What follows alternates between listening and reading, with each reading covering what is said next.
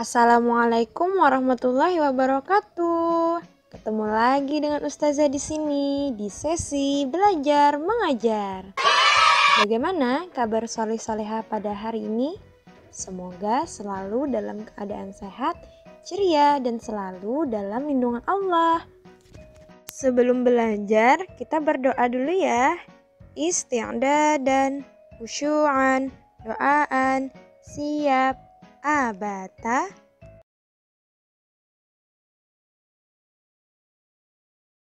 Semoga dengan kita berdoa, pembelajaran hari ini berjalan dengan lancar dan ilmunya berkah ya, soleh-solehah. Amin.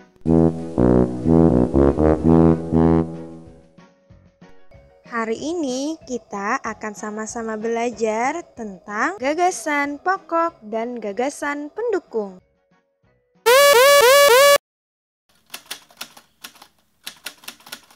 Suatu teks terdiri atas beberapa paragraf.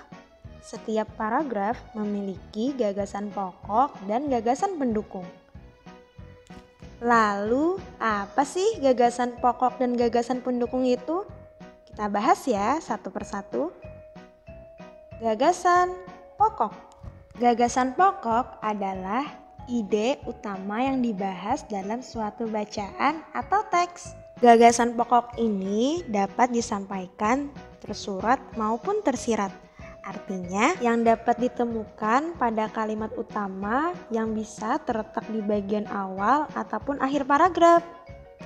Kalau secara tersirat, gagasan pokok dapat ditemukan dengan cara membaca seluruh kalimat pada paragraf. Selanjutnya, gagasan pendukung. Gagasan pendukung adalah uraian atau informasi tambahan untuk gagasan pokok yang terletak pada kalimat penjelas. Dapat dikatakan bahwa gagasan pendukung ini adalah penjabaran dari gagasan pokok. Nah, setelah kita sudah tahu pengertian dari gagasan pokok dan gagasan pendukung, maka cara untuk menentukan gagasan pokok dan gagasan pendukung pada suatu teks dapat dilakukan hal-hal berikut ini. 1. Bacalah teks dengan saksama. Artinya, kita membacanya dengan sungguh-sungguh, dengan penghayatan, dan bisa dilakukan dengan membaca dalam hati. Kedua, cermati kalimat pertama hingga kalimat terakhir pada setiap paragraf. Ketiga, temukan kalimat utama dan kalimat penjelas dalam suatu paragraf. Oke, kita simak ya contoh berikut ini. Batik merupakan kain tradisional Indonesia. Kain batik dihasilkan dengan cara dilukis atau dicetak menggunakan malam atau lilin yang dipanaskan. Kain batik berasal dari Pulau Jawa. Seiring berkembangnya waktu, batik tidak hanya ada di Pulau Jawa. Beberapa daerah di luar Pulau Jawa juga menggunakan batik sebagai pakaian tradisional.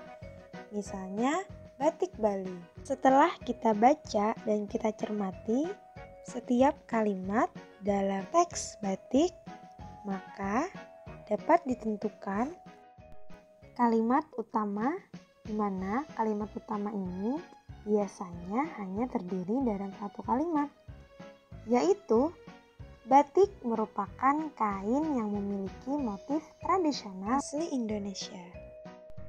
Kalimat penjelas, di mana kalimat penjelas ini merupakan penjelasan dari teks tersebut yang berisi fakta-fakta.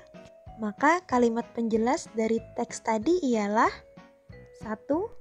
Kain batik dihasilkan dengan cara dilukis atau dicetak menggunakan malam atau lilin yang dipanaskan.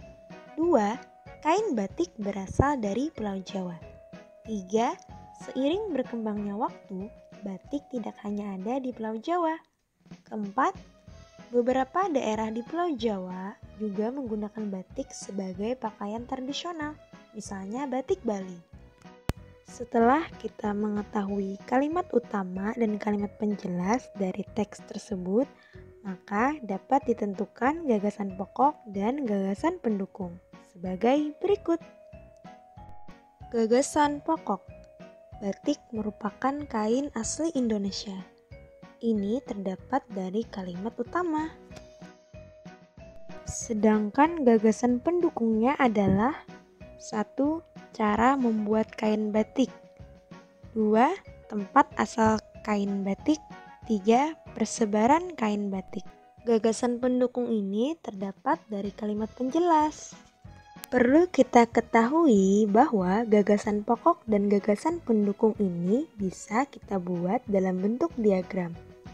Hal ini dapat memudahkan kita untuk mengingat isi dan informasi pada teks. Sehingga bentuk diagram dari teks batik tadi dapat dilihat sebagai berikut.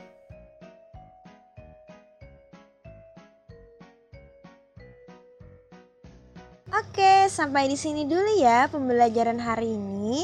Nanti kita ketemu di video berikutnya. Wassalamualaikum warahmatullahi wabarakatuh.